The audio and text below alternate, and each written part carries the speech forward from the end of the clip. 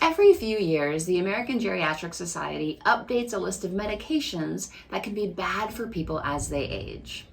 While these medications aren't officially banned, they are labeled under categories such as potentially inappropriate or to be used with caution. Who's aware of this list and who's supposed to use it? Well, it's most often used by medical doctors to stay updated on the latest research, but the guidelines clearly state that it's also intended for healthcare consumers. So that's everyone that uses healthcare, all of us. Today I'm going to show you the easiest way to access the latest version online, and I'll walk you through the basic steps of how to check to see if your medications are on the list. At the end, I'll help you think about what to do if your medication is on the list and a way to find alternative medications that may be safer. So let's do it.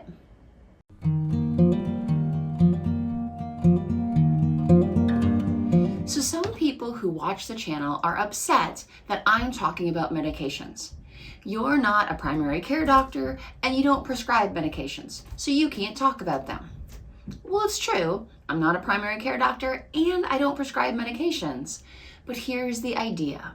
Saying people that don't prescribe shouldn't think about or look up or be informed about medications is the same idea as saying that only financial planners or CPAs should have a budget or think about their money. And that's just not true. All of us need to have a budget and think about how we're spending our money, but we also need to think about the medications that we're prescribed, what they might do that would help us, and ways that they might not be helpful. So here's the typical trajectory. You get older, you have more health problems, and you're prescribed more medications. You look at your bottles of medications and you think, are these things helping me, or are they not helping me, or maybe even hurting me in some way? How do I know? Is my doctor always up to date, or do they know every little detail about every medication they prescribed? Or should I be informed myself? Here's why it's especially important as we get older. As we age, our body changes in composition and how well our organs function. This changes how we're impacted by medications and can also change the way that we experience side effects, or we might be more sensitive to medications. Older people also often have more medical problems and they're prescribed more medications. This increases risk too, because there are some medications that shouldn't be taken when you have certain medical conditions, and there are medications that can interact with each other. So medical providers have recognized this is a problem. All the way back to 1991, Dr. Mark Beers at the University of California, Los Angeles recognized, hey, we need to have a list of medications that we should be aware of and potentially concerned about with regard to older adults. He defined older adults as people aged 65 and above. Since his name was Dr. Beers, this became known as the Beers criteria. In particular, he focused on inappropriate prescribing, which is defined as the use of medications where the potential risks outweigh the potential benefits. This list is updated periodically, and the latest update was in 2023. The American Geriatrics Society organizes the update, and they go through all of the recent research looking to see what kind of evidence do we have in terms of the safety and usefulness of these medications in older adults, and how strong are the recommendations for or against them. They call this quality of evidence, QE, and strength of recommendation, SR, and you'll see it on the Beers criteria.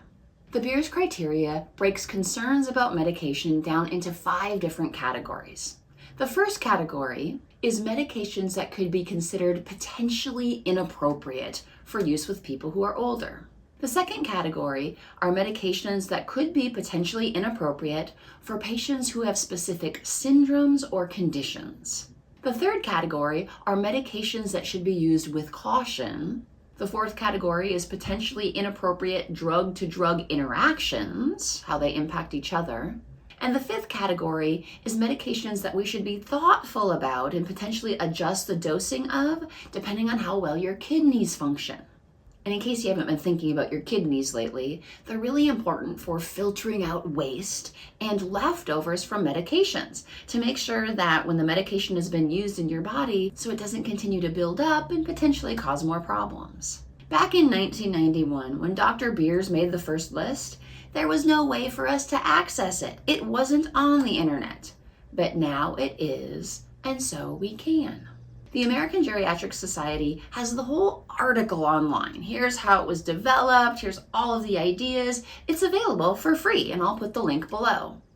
The challenge is that when you look at that article online, it allows you to look at it, but it doesn't allow you to manipulate it at all. So you can't download it, you can't print it, you can't copy it and paste it somewhere else, and you can't even go down to the tables that are rotated sideways and rotate them the other way so you can read them the right way. It's a real challenge. Yes, you could potentially lock the screen on your iPad and rotate it that way, but I wanted to find something that was easier for you to use. Now, the American Geriatric Society says, well, you can buy it if you want. If you want digital access to be able to do all these different things with it and move it around and print it and so on, it's only $59. But maybe you don't have $59 to spend, or you'd rather not spend it. You can also buy a pocket kind of quick access card digitally for $10 a year, or they can send you one of the pocket cards for $8. But again, maybe you just want this for free and right away at your fingertips online. So after a bit more searching, the University of Southern California, the Keck School of Medicine, has given us this pocket guide online for free. The link is below in the description. The Pocket Guide to Beer's List, updated version 2023. If you want, go grab it, look at it, use it to your heart's content. If you'd like to stay here with me and figure out how I use it, and I recommend the easiest way for you to use it, let's do that. So step number 1, get your medication list or your loved one's medication list and have it all ready. Now you have to be sure that each medication lists the active ingredient of the medication, not the brand name, the name that the medical companies use so that we can become familiar with it. For example, ibuprofen is the active ingredient in Advil. So don't just have Advil written, actually find the active ingredient because that's what's listed in Beer's criteria. I'm going to show you on my computer how I go through a list of one of my loved one's medications, checking to see are any of them of concern on this list. So let's do that. So here we are. This is a list that I've typed up of my loved one's medications. You can see that number 1 is lisinopril or Zestril, that's used for high blood pressure. You can see that they take an 81 milligram aspirin to prevent cardiovascular disease, and they also take diphenhydramine or Benadryl occasionally to help with their sleep. And they probably do this 3-4 times a week because it really seems to make them sleep better. So I'm going to be checking these 3 medications on the Beer's criteria to see if any of them are problematic.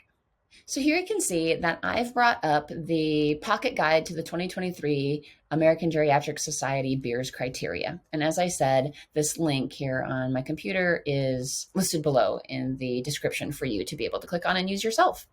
I'm going to show you an easy way to search online to make it easier to find your medications.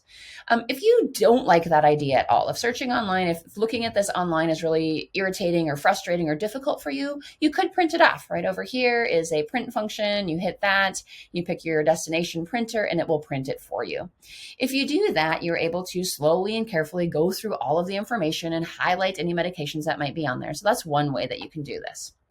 But I find that, especially if you have multiple medications or you want to make sure you don't miss anything, that it's often easier to search and find things on your computer. So from a Macintosh computer, in order to be able to search within the document that you're looking at, you can simply go up to Edit, right here up on Edit, and you can go to Find. And as soon as you click on Find, then this little box comes right here. And it has the ability to type in it. And whatever you type, it will search for in the document that you have open. A faster way to get to that is to use the shortcut Command F. And as soon as I hit Command F, you'll see right here that that little box comes up and we can search in it. Now, just to make sure that it's searching the right way and that it's actually working, I'm going to do a little test search here. So you see right here, if I highlight with my cursor right here, I'm highlighting the word anticholinergic. It's one of the problematic things with these medications. And I'm copying it and I'm going to put it up here and pasting it up here so that we can see, is it really finding anticholinergic in this document that we have open? And as soon as I put it in right there onto the typing box, I look over on the right hand just to a little bit farther to the right and it says 1 1 out of 19. So it is found 19 different times when anticholinergic was listed in this document. And it's right there. It is now highlighting that one down below. And if I click this little down arrow, it will go each time. There's the next one it was highlighted, and here it's highlighted again. So it's going through the different versions of when that word anticholinergic was found. So we know that it's working. Okay, great. Now I'm going to delete that word anticholinergic. And I'm actually going to type in the first medication. Now remember, I said that we have to be sure to use the active ingredient in the medication, not the brand name. So right now, if I type in Zestril, Zestril, it's not in the document. Okay, but that's the brand name. So we want to make sure that we're typing in the active ingredient, which is lisinopril. Lisinopril. Okay, make sure you type it correctly, otherwise it won't recognize it. But again, right here, you can see 0 out of 0. It is not finding this medication. So we can look at that medication and go, okay, it's not on the Beers list. Now, does that mean it's the perfect medication? Does it mean that it's a medication your loved one should be taking? No, it just rules out the idea that it's on this Beers criteria of things that could be of concern. All right, now I'm going to go to my next medication. You might remember that my loved one was taking aspirin, 81 milligrams, and they were taking this to prevent cardiovascular disease. So I'm going to type in aspirin, A-S-P-I-R-I-N. And you can see right there, after I typed it, you look over just a bit, aspirin was mentioned 9 times in this document. And if I look right down here, there aspirin is highlighted. And I can look at it and I can see it says, avoid initiating aspirin for primary prevention of cardiovascular disease. Consider de-prescribing aspirin in older adults already taking it for primary prevention. Now, you might remember the reason my loved one was taking it was to prevent cardiovascular disease. So I'm immediately thinking to myself, oh goodness, we should talk to their primary care doctor about this and see if there's a reason why they are taking it, if they are actually a good candidate for using that medication. If you look down here below, the quality of evidence is high and the strength of the recommendation is strong. So you can see that they really think this is important for us to be thinking about. Now let's go to our final medication. I'm going to get rid of aspirin up here, and I'm going to type in diphenhydramine. Now remember, Benadryl is the name that we're probably most familiar with, but if I put in Benadryl, B-E-N-A-D-R-Y-L, it comes up as nothing because it does not have brand names in the Beers criteria. So I'm going to erase that, and I'm going to put in diphenhydramine. Diphenhydra. And even as I start typing it, it's already showing me that this is going to show up. Yes, it's in here. There we go. It was listed twice in this particular document. And if I look right down here, what it's saying about it, it's saying that we should avoid this medication. It is highly anticholinergic. Clearance is reduced with advanced age. Tolerance develops when used as a hypnotic, and my loved one is using it as a hypnotic to be able to sleep better. There's a risk of confusion, dry mouth, constipation, and other anticholinergic effects or toxicity. And it goes on to talk more about what the concerns are. If you look down here at the bottom of that section, the quality of evidence is moderate and the strength of the recommendation is strong. So I'm going to add this to my list of, well, we better be talking to my loved one's primary care doctor again about this medication to see if it's really a problem. Really great information. Now, some people might be saying, look at this pocket guide even. It's not the whole article, but the pocket guide is pretty complicated. There's a lot of categories. It really could be a problem for me to just really understand what the whole thing is. There's several different tables. And remember I said table 1 is things that are potentially not recommended. And then table 2 are when you have potential medications that are inappropriate due to having a particular disease or a syndrome. For example, right here, heart failure. So you might look at this outline, this pocket guide, and say, well, this is really complicated. What if I miss something? What if it's just too difficult for me to look at? If that's the case, I am also providing an easier link. Guideline Central is a website that has done a select highlights of medications to avoid, adjust dosage, or use with caution. And that's also in the description below. So I'm just going to put that up here on the screen and just show it to you. Here again, it talks about the Beers criteria. And it goes down here and it says, here are select highlights of medications. And what they've done is they've taken a subsection of what's in the pocket guide and they've alphabetized it. And they just have a one sentence, avoid if this, it was removed, and so on. So if that's easier for you to look at, you may just use that as a kind of a second check-in to make sure that you didn't miss something. But another resource for you to use if that other resource just felt a little bit overwhelming. So great. We've just gone through and I've shown you the easiest way to be able to search through the Beers criteria so that you can figure out whether or not your medications are on there. Now, what do you do if they are on there? Please don't scream. Please don't feel panic attacks. Please don't take all of your medications and throw them into the garbage. None of that will serve you well. What I would like you to do is to go have a conversation with your doctor. I am not telling you these are terrible medications and you shouldn't be taking them. What I am saying is that now you can be more informed and you can go have a really productive conversation with the person who is prescribing them for you. Things to keep in mind. The medications on this list, the most strong wording that they have is that they are potentially inappropriate. Doesn't mean they are definitely inappropriate. For some people in some situations, these will be the absolute best option for medication for them. That could be you. The second point is that they encourage you to read about why. Why is the medication on there and what are the actual recommendations? Many of the medications that are listed are considered inappropriate only in certain circumstances. That could be happening for you. One of the caveats is that the Beers criteria is not meant for people who are nearing their end of life. So when people are in hospice care or palliative care, different rules apply. It's also important to think about why are the medications being flagged as risky. For example, some of the medications are in a category where they can cause more falls. So for people who are at a higher fall risk, we need to be really careful in giving them medications that could make this risk even higher or even worse.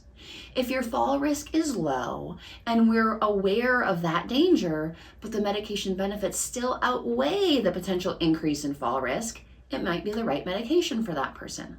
They also point out that the Beers criteria may not be equally applicable in all countries, that there could be differences depending on where you live. Let's be aware of that. And finally, the Beers criteria should be considered a starting point for conversation. Take the information to your provider and have a great informed conversation, asking questions about why was it prescribed, what are we trying to do, are we aware of the risks that are outlined here, and do the benefits potentially still outweigh those risks? You are an informed consumer and you are getting better health care. So today we've learned how to access this list and to check your medications to see if they're on there. What we haven't talked about is what do you do if they are on there? What are the safer alternatives? One of the mandates of the Beers criteria is not just to say, don't take any of those medications because they might be bad for you, but to provide alternatives. So you may want to watch this video where I talk about how to access that list and lead you there so that you can look at and again have a conversation with your doctors on what are the alternatives and might they be healthy for me. Can't wait to see you there.